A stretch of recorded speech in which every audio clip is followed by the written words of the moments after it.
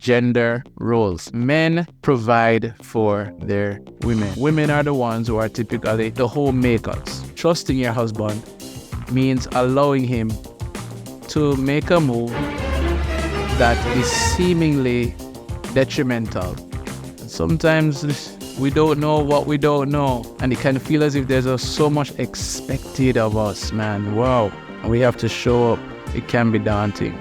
What if the woman earns more? Can we now take on a more domesticated role? Will we be emasculated by taking on this more domesticated role? Ladies, it may feel unfair to you that you have been slapped with this role of being a homemaker, but it is a sacred role. The management of the home is your responsibility. It is your domain. Now, once they can come to some sort of mutual agreement on what is fair, then all they have to do is keep the agreement, live by the agreement, and everything should be fine, right?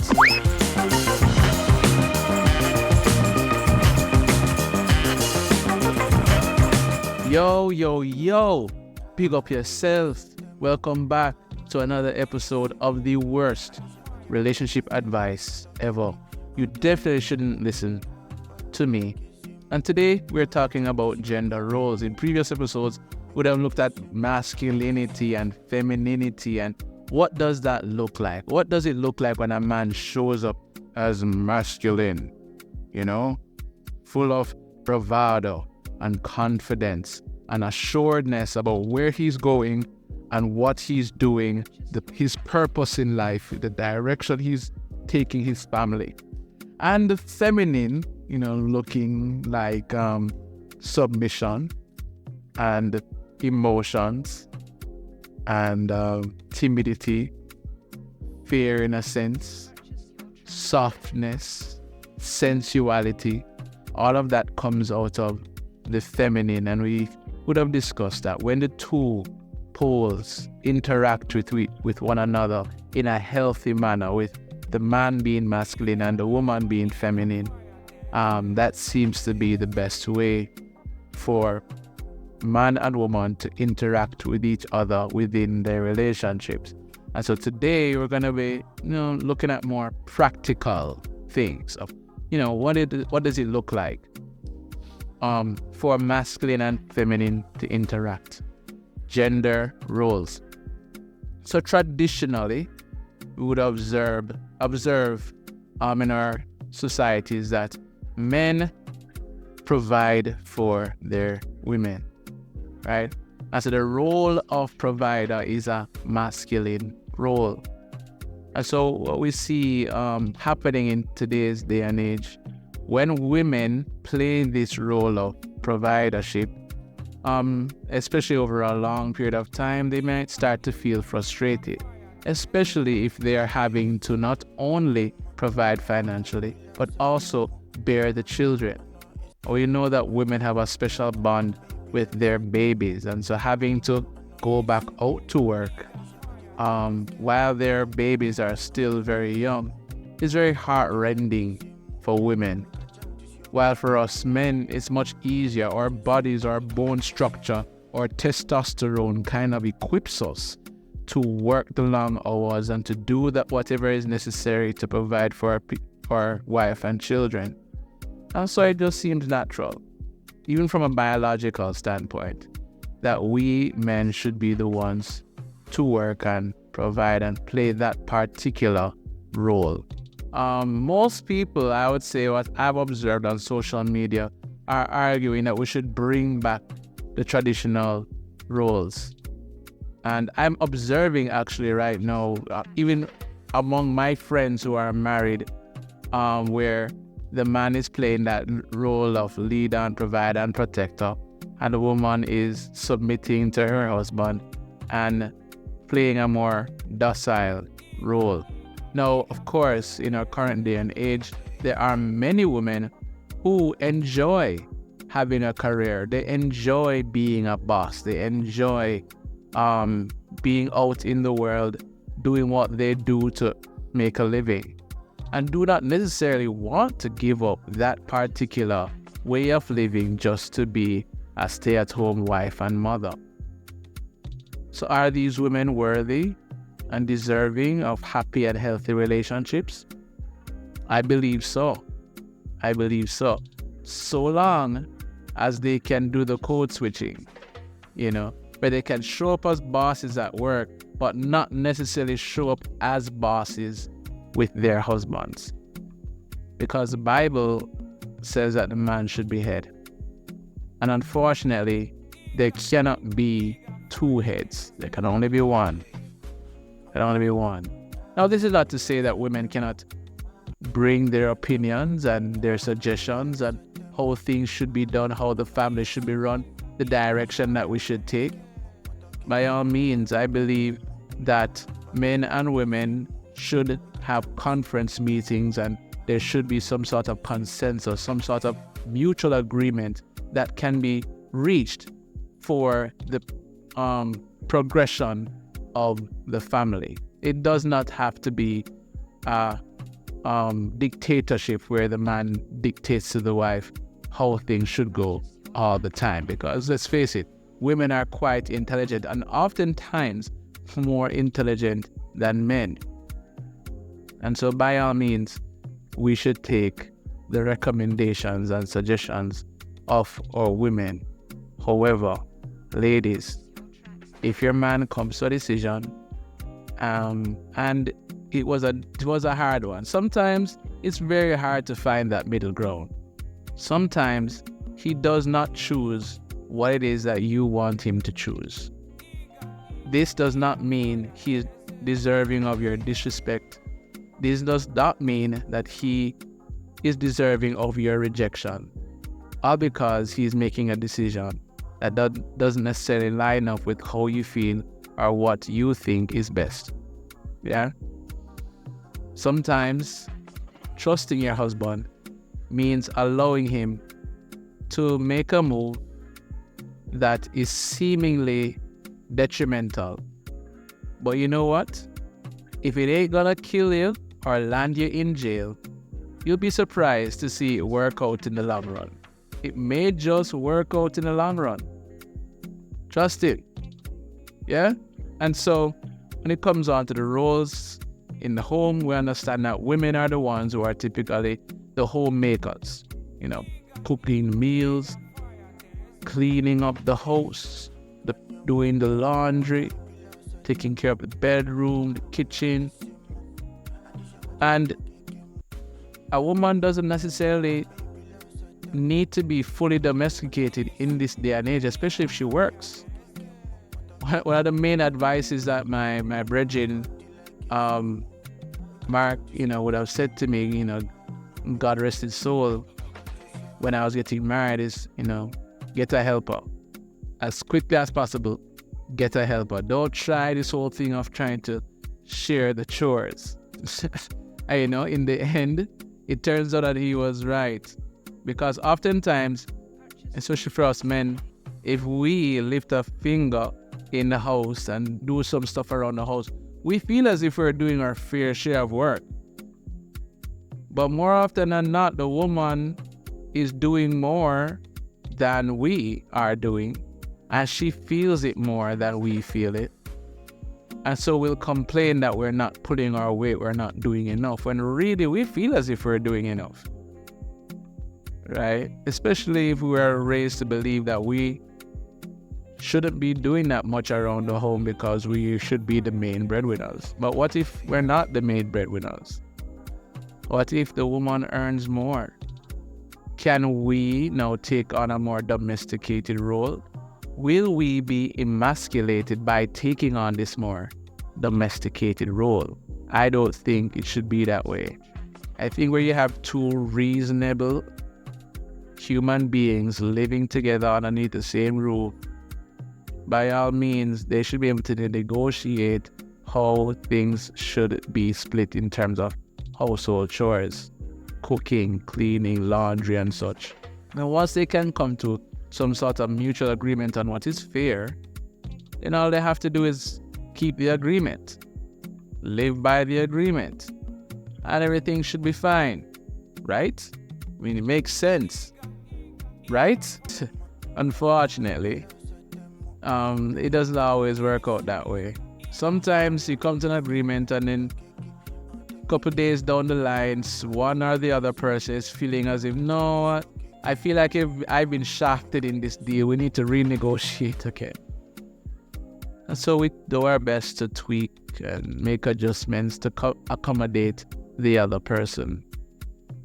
And sometimes feelings of resentment can build up in the heart and mind, as not all the time our partner sees things from our perspective and wants to do things the way we want to do them. And that can be frustrating, and that can cause argument. And oftentimes it's tough for us men who were supposed to lead. We're supposed to be stoic. We're supposed to be able to control our emotions. But we feel our emotions just as much as the women do. The women are allowed to express however they deem fit. We, on the other hand, have to be a lot more controlled. We tend to be a lot more explosive in how we express our emotions, and may even become violent, which is an absolute no-no. So when it comes down to gender roles, I believe we as men should embrace our role as protector and provider. Sometimes it can feel unfair. Sometimes it can feel impossible. But embrace it nonetheless. The Lord does not give you more than you can bear. And whatever He is giving you, He's giving you because He knows that you have the capacity to hold it. You might not know it right now, but the Lord is developing your character through your suffering, through the difficulty, through the challenge, through the pain, through the anxiety that you feel as a man, not necessarily knowing what to do to be that proper masculine man in your family that provides and protects, not only on a physical level where you're protecting your woman from physical danger, but also on an emotional level and on a psychological and mental level as well, providing new knowledge and guidance that allows her to become her best self. Yeah, that's your role as a man. And sometimes we don't know what we don't know, and it can feel as if there's so much expected of us, man. Wow, and we have to show up. It can be daunting, but as you go about it, as you put your mind to it, you put your hands to the plow, eventually what seemed so difficult in the beginning becomes easier and easier over time. And so I encourage you, men, embrace your role as provider and protector. Do it to the best of your ability. And if you fall short and end up being a victim of the criticism of your woman, do not take it personally. If you know that you are doing your best, then accept that you are doing your best. And do not let the criticism of your woman stop you from doing your best. Ladies, your man is doing his best. He's doing his best with what he has, with what he knows, with the limited books he possibly have read or the shows he has watched. He has been raised by social media and R&B music and sitcoms. He probably knows just as much as you do about masculinity. So I ask you to extend him grace and mercy. It may feel unfair to you that you have been slapped with this role of being a homemaker, but it is a sacred role and just as important as any career or job out there. So embrace it. Even if you want to pursue a career, the management of the home is your responsibility. It is your domain. If somebody is to be hired to manage the home with you, you should be the one to choose that person, not your husband. If your husband chooses the person, that could lead to some pretty negative repercussions down the line, especially if there is a breakdown in polarity between you two and therefore a breakdown in your sexual intimacy. And so, I encourage you to maintain your femininity as much as possible so that the sex and romance can continue to flow in the relationship. Your man is doing his best and he's gonna learn, he's gonna grow. But please don't punish him for what he does not know. Yeah? Ladies, I have heard, I actually went on a date a couple weeks ago, and the young lady came out to me right up front, honest and upfront, I do not cook. And it was interesting to me. And you know, she was pretty enough to have me second guess whether or not I could really take a woman seriously who does not cook. I thought only for about 3 seconds.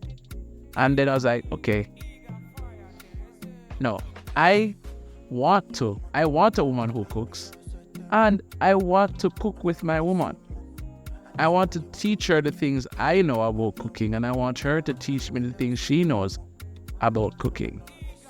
I've always been that type of person to be, intrigued by the things of the kitchen. Me love my belly, me love to eat. As a person who loves to eat, I have no problem about learning to cook various things. I will say, I'll admit that, I don't really have a wide repertoire of recipes that I know off the top of my head, but I know a thing or two about following recipes, and I can cook a thing or two. But I do expect for my woman to be more versed in the area of cooking than I am.